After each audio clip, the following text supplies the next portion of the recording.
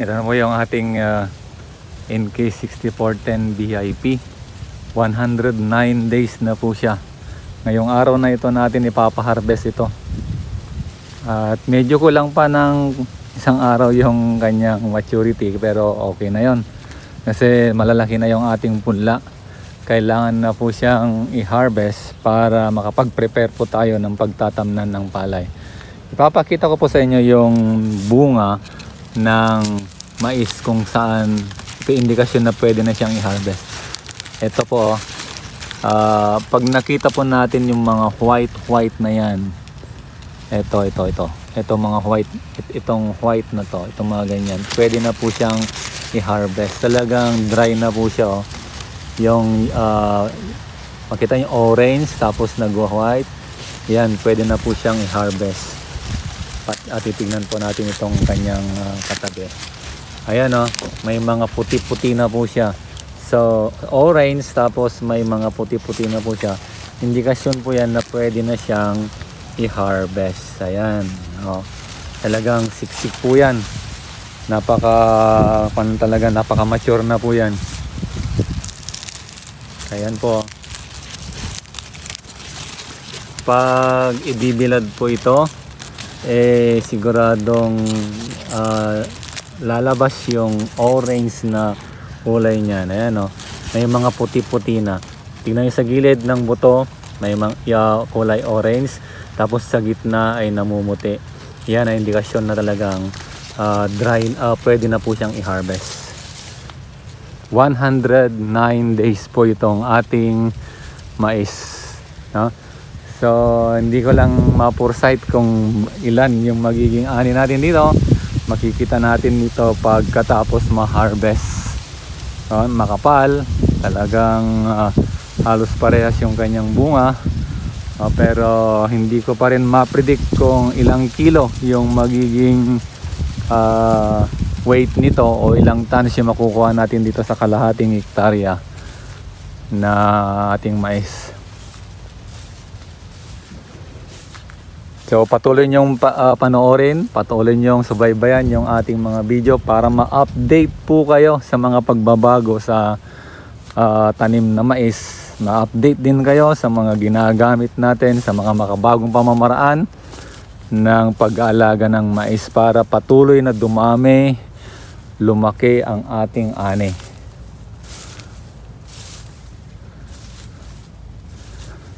Ayan, talagang dry na yung ating mais. Ayan, oh, dry na po siya. Panahon na para i-harvest po ito.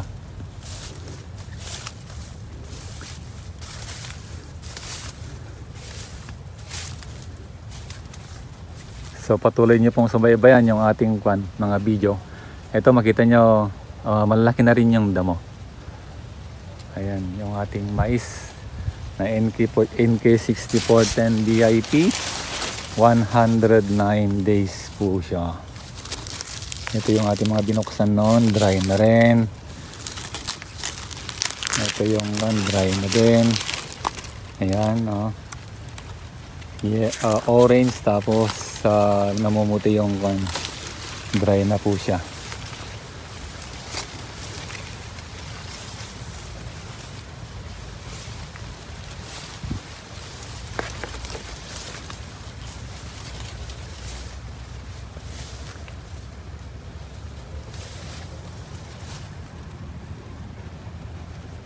Hello, welcome to Tech Pop-Up, the Smart Learner channel. We educate intelligent farmers and provide effective solutions to your problems. Gumagamit po ba kayo ng maraming inorganic fertilizer? Acidic din po ba ang inyong lupain? Mabagal bang lumaki ang inyong mga halaman? Panahon na po para pagandahin at pababain yung paggamit ng inorganic fertilizer. Kayo po na nag-organic, pwede po ninyong gamitin ito. Kayo po na natatakot sa mga insecticide, natatakot sa mga iba't iba pang mga chemical na inilalagay sa halaman, pwede po sa inyo ito. Tayo po ay gumagamit ng probiotics o itong lactobacillus lactic acid. Ito po ay nagpapaganda o binabalik niya yung ganda ng lupa. Binubulok po niya ng madalas o mabilis yung mga pwedeng bulukin sa lupa kagaya ng mga dahon, yung mga rice straw, pinapabilis po nito ang pagbubulok. At ang ginagawa po niya ay yung mga binubulok po ay ginagawa po niyang amino acid, na yung amino acid ay nagtataglay ng nitrogen, at ang nitrogen ay nagpapaganda sa ating halaman para ito'y mabilis lumaki at magaganda, malalaki po ang bunga. So subukan po ninyo itong ating probiotics, itong ating 3K fertilizer, at para gumanda ang inyong halaman at maibalik yung dating matabang lupa.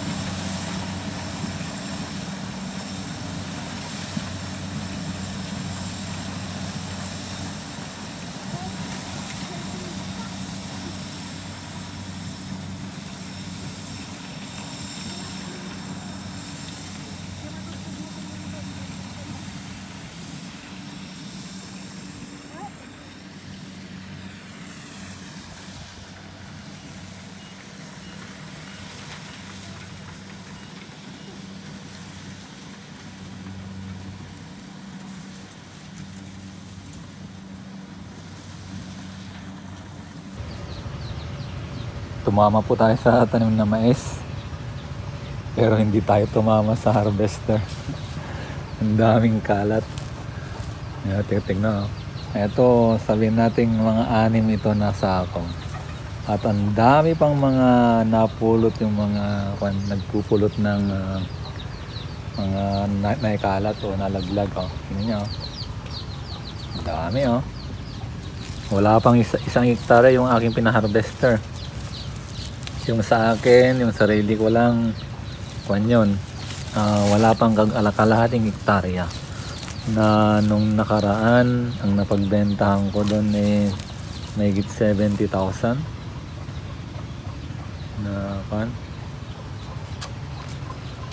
Eto ngayon, ang daming kalat. Siguro mga tansya ko, 20 kabans yung kalat Tapos, iba pa yung mga kalat-kalat na buto. Ito yung lang nahulog.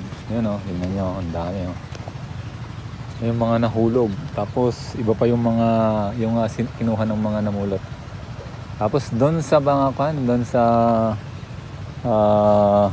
pinag-reaperan mismo, ang daming kalat na buto. Ang ganda pa namang sana i-reaper dito kasi eksaktong 110 days na, pero 109 ang ganda nito. Buo-buo yung mga buto, pero hindi maganda yung kubuhutan na ginamit namin. Daming kalat, talagang nasasayangan ako sa mga kalat. Siguro yung mga nakakalat na buto, abot yun din ng sabihin natin mga 5 kaban. Wala pang 1 hektare yun. Pero babawi na lang tayo sa susunod. Tumama tayo sa mais, tumama tayo sa bunga, pero hindi tayo tumama sa harvester. Na lang, bawi na lang sa susunod. Di ba, malaki pa rin naman yung atin na pagbentahan. Kumita pa rin naman tayo kahit maraming kumita.